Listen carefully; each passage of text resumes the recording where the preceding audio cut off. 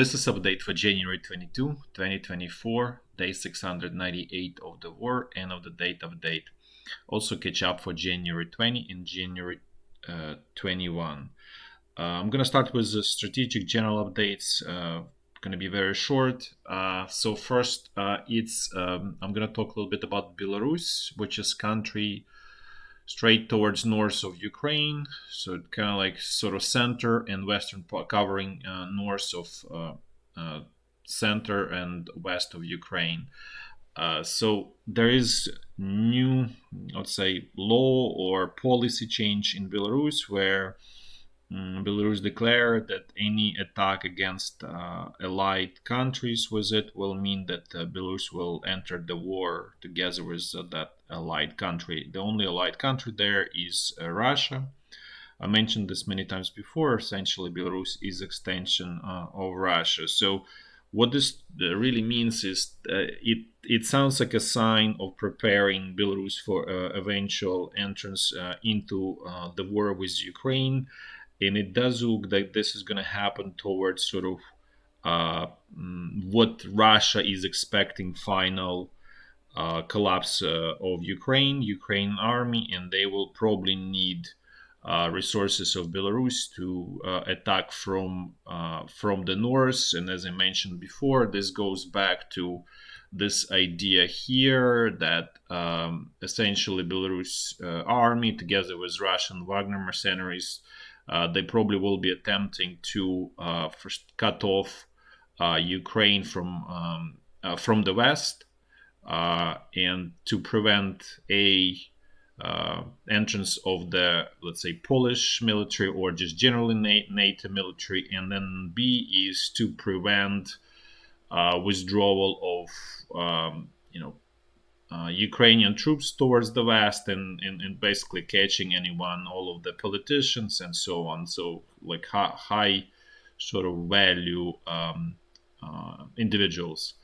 In order to do that, Belarus army is definitely small, but there's extensive training going on.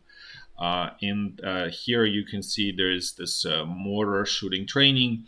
What is important here is this is the unit that's being trained is not regular military, but actually police.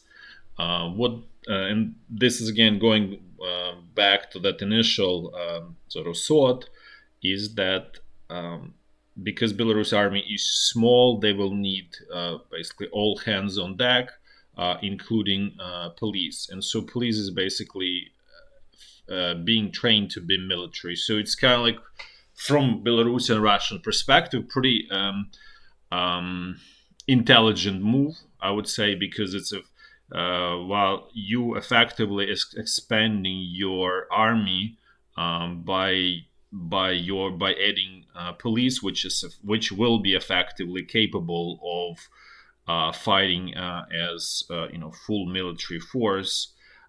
This obviously this will probably create surprise for, let's say, Ukraine and so on, because then Belarus military is turning from, let's say, 10 to 20,000 people, probably could be up to north of 50,000 people, 60,000 people, which is probably already sizable and meaningful force, especially given that apparently Russia's expectation that Ukrainian military at that point will be in disarray, and its ability to put resistance is going to be significantly diminished. So this may be sort of important card down the road when things will, let's say, move towards the final resolution from Russian perspective in this war. Now let's move to this. I'm going to do a walk through the front line in a clockwise fashion, the way I always do, starting from very north. So the situation along the state border remains the same. Nothing special is happening there. Now let's jump to the North Lugansk front line, where the Russian forces were putting some pressure and Ukrainian forces lost ground, mentioned before. So far situation stabilized, but I think it's a temporary stabilization. I'm talking about this development on this road to Kupiansk. Um, no new attacks. Apparently, Russian troops are consolidating, digging in to make sure that they're not gonna lose this captured ground due to Ukrainian counterattack. Um, the situation down south here, as you can see, there's Russian forces continuing their pressure, but without any success. Now let's move to the North Donbass front line. Situation in the northern sector remains more or less the same. Remains fairly quiet as always. There is Russian pressure in the southern sector of the North Donbass front line. Uh, there are reports of some advances of like 150 meters or 200 meters. Not showing them just because the scale of the map, and it's effectively not really telling much at this point. If there are major advances, I will put them on the map. Now let's move to the central Donbass front line. Things here remain pretty bad for Ukrainian side. Mentioned before that Russian forces managed to breach Ukrainian defenses, and I wouldn't say it's breach. It's they found a hole and they filled the gap basically. So it wasn't truly, breach in the form of, normal attack that you would expect. It's more like a hole, and they exploited that vulnerability, and that whole situation had arisen because of Ukrainian command that's not providing enough reinforcements. And to be fair, um, the way it's been done, it's war of attrition. It's turning into war of attrition where Ukrainian side cannot simply continue losing that number of people on the ground.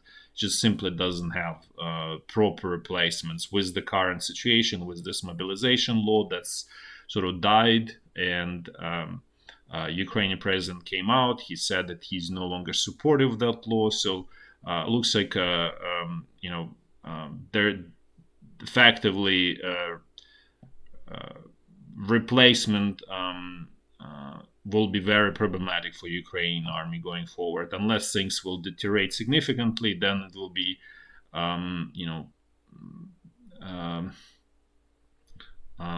sort of fire situation. And again, it might be too little and too late. Let's put this way at that point. But the point that the going back to Avdiyivka situation. Russian troops continuing their advance. They advance, another 300 meters. So this whole situation looks like the numbers of the days of Avdiyivka numbered in terms of Ukrainian control. Looks like it's gonna get lost. It's nearly impossible to predict. But as I said, writing is on the wall. So now let's move to sort of southern sector. Russian troops continuing their also push in the former Marinka area. Now they attacking a village that's sort of adjacent to Marinka. I think it's called